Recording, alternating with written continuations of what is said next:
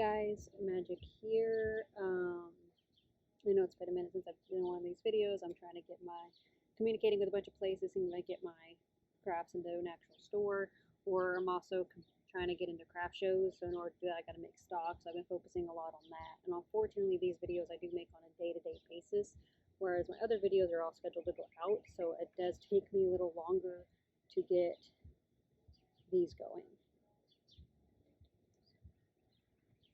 All right. So today's card is Fated to Suffer.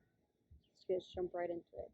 Okay, so this does give me kind of a Snow White theme. The girl, the maiden with the older lady and the apple, kind of makes me think of temptation. Maybe they have some type of friendship. Maybe there's some hidden meaning or hidden motives behind the old woman because she's shrouded. Maybe it's an emphasis on youth and beauty,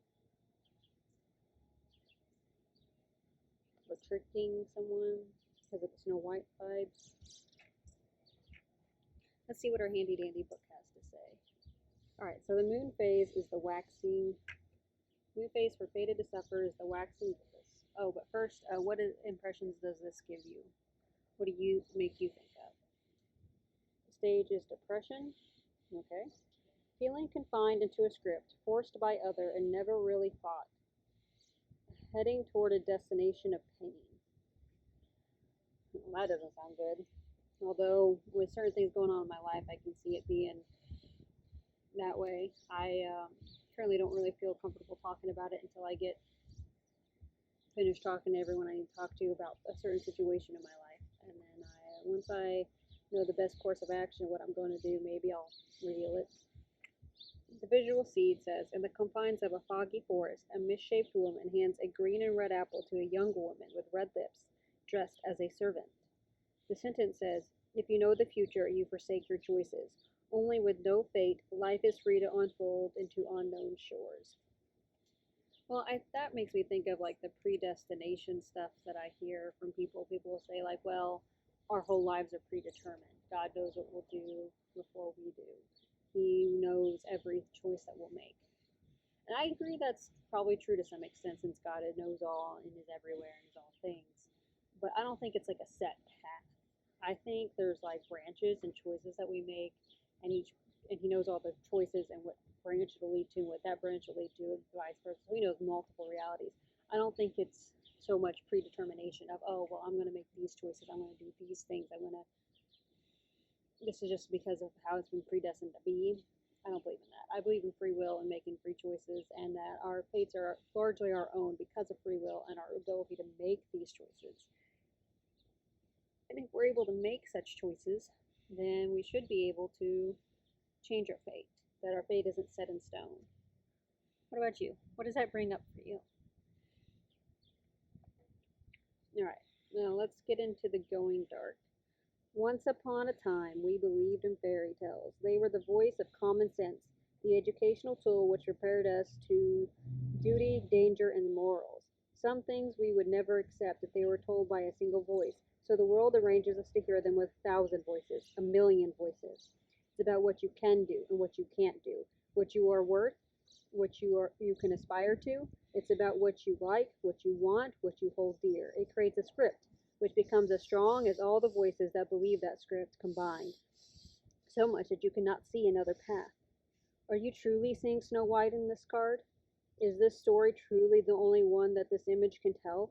What if the apple is not poisoned? What if the witch is not evil? Is that the same at which you look at your life? Is it truly what you think it is?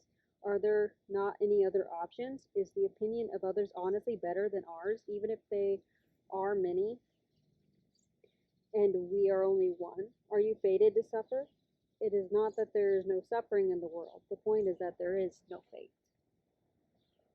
Okay. So what that largely tells me is that like not everything's not as it seems. Like I said, there could be a friendship between these two. Maybe she's offering it to her for something. I don't know. But things aren't always as they appear. And that is true. There's a large narrative of how people are supposed to be, how we're supposed to act. Whether we're male or female, there's these specific roles that we're supposed to play no matter how old we are. We're supposed to act a certain way, we're supposed to do certain things.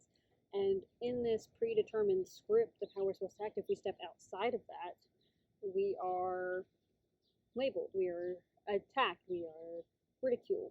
And I've experienced that a lot, especially since I like to wear costumes and I tend to not conform very easily.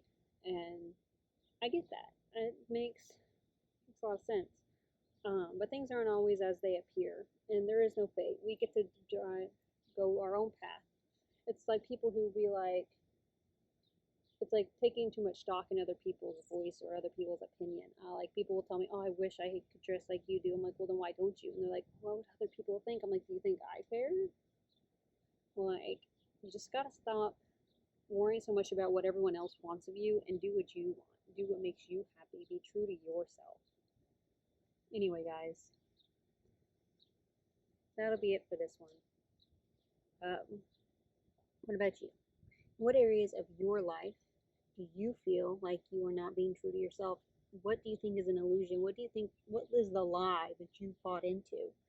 And how can we go about uncovering the truth? All right. Don't spread the love, because love always wins. Bye.